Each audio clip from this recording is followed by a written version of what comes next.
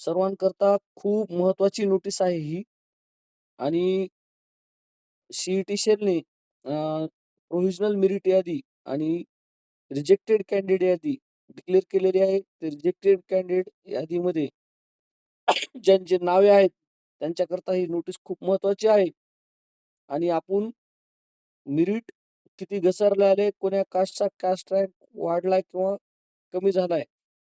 मी तुम्हाला हे पुढील व्हिडिओमध्ये सांगणार आहोत.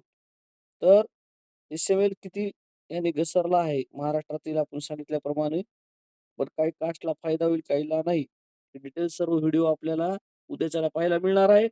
तर आज आपण महत्त्वाचा व्हिडिओ आहे हा सध्या नोटीस नंबर 9 नुसार संदर्भीय सुधारित वेळापत्रक म्हणजे वेळापत्रकात सांगितलेलं आहे की 19/8 आणि 20/8 ला आपल्याला करेक्शन विंडो ओपन होणार आहे थोडक्यात. तर ही प्रोव्हिजनल मेरिट यादी आल्यानंतर जे रिजेक्टेड यादीत नाव आहे अशा विद्यार्थ्यांनी उमेदवारांनी तात्पुरता गुणवत्ता यादीत प्रसिद्ध झालेल्या नावाचा तपशील बरोबर लिंग व गुण इतर सर्व तपशील काळजीपूर्वक तपासा. काही करेक्शन असेल तर करेक्शन होतील. वरील तपशिलामध्ये कोणतीही तफावत अथवा त्रुटी आढळल्यास उमेदवाराने केवळ आपल्या उमेदवाराचे लॉगिन तक्रार हरकत नोंदवावी. ईमेलद्वारे प्राप्त झालेली तक्रार विचार करण्यात येणार नाही. म्हणजे तुमच्या लॉगिन मधूनच करेक्शन करावं लागणार आहे. ज्यांचं पण रिजेक्टेड यादीत नाव आहे किंवा जी प्रोव्हिजनल मेरिट यादी आहे त्याच्यात काही तफावत असेल तुमच्या नावात कशात तर. तक्रार हरकत नोंदवण्यासाठी ग्रॅव्हन्सी लिंक उमेदवाराच्या लॉगिन मध्ये उपलब्ध करून देण्यात येईल. ही 19 आणि 20 ऑगस्टच्या दरम्यान आपल्याला करता येणार आहे. 20 ऑगस्टच्या 5 वाजेपर्यंत. उमेदवाराने फक्त एकदाच तक्रार हरकत नोंदवता येईल. तपशील एकाच तक्रारीमध्ये एकापेक्षा अधिक बाबीविषयी हरकत नोंदविता येईल. म्हणजे लिंग, प्रवर्ग, निर्दिष्ट आरक्षण इत्यादी हे आपल्याला सर्व करेक्शन करता येणार आहे 19 आणि 20 ऑगस्टला. उमेदवाराची तक्रार हरकत सादर करण्यापूर्वी सर्व तपशील काळजीपूर्वक तपासून आवश्यक त्या सर्व बाबीविषयी हरकत नोंदविण्याची खात्री करावी. एकदाच तक्रार हरकत सादर केल्यानंतर त्यामध्ये कोणताही बदल करता येणार नाही.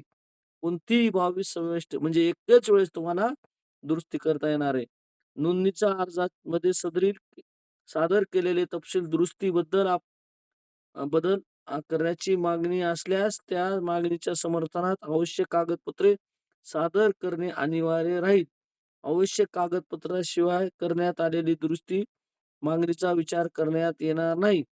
प्रत्येक बाबीमध्ये बदल दुरुस्तीची मागणी करताना संबंधित बाबीस अनुसरून समर्थनार्थ कागदपत्र सादर करणे आवश्यक राहील. त्यासाठी उमेदवारास एकापेक्षा अधिक कागदपत्रे अपलोड करता येतील. आवश्यक समर्थनार्थ कागदपत्रे अपलोड न करणाऱ्या उमेदवाराला संबंधित दावा मान्य करण्यात येणार नाही.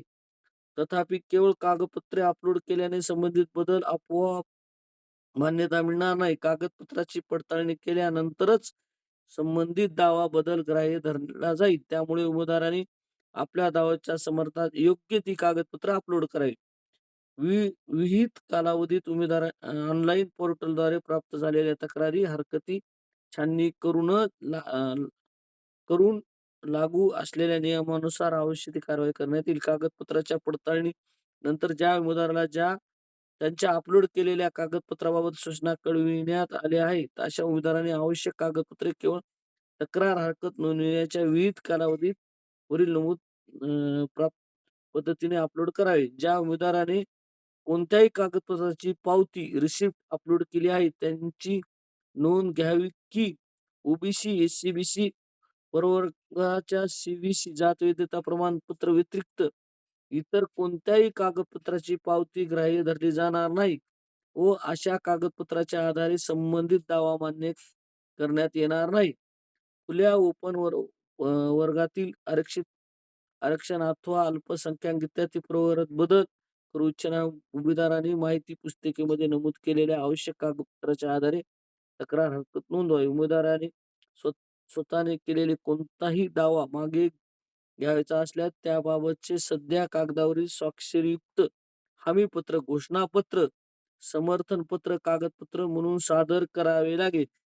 अंतिम गुणवत्ता यादी, फायनल मेरिट यादी ही 21 ऑगस्टला सादर होणार आहे. तर त्यावेळेस प्रसिद्ध झाल्यानंतर त्यामध्ये कोणताही बदल अथवा दुरुस्ती करण्याची परवानगी देण्यात येणार नाही.